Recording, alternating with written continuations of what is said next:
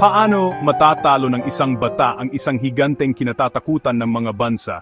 Sa kabila ng lahat ng pagsubok, humakbang si David walang takot sa harap ng dambuhalang si Goliath.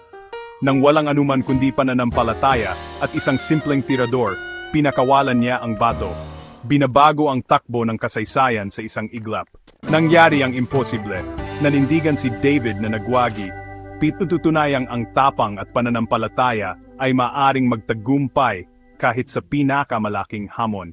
Kaya, ang paglalakbay ni David ay hindi natapos sa isang tagumpay.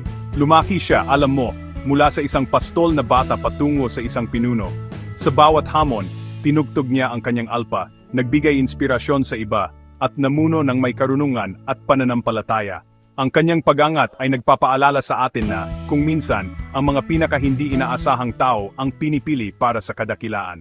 Sa pananampalataya, kahit ang pinakamaliit ay maaring magpabago ng kasaysayan.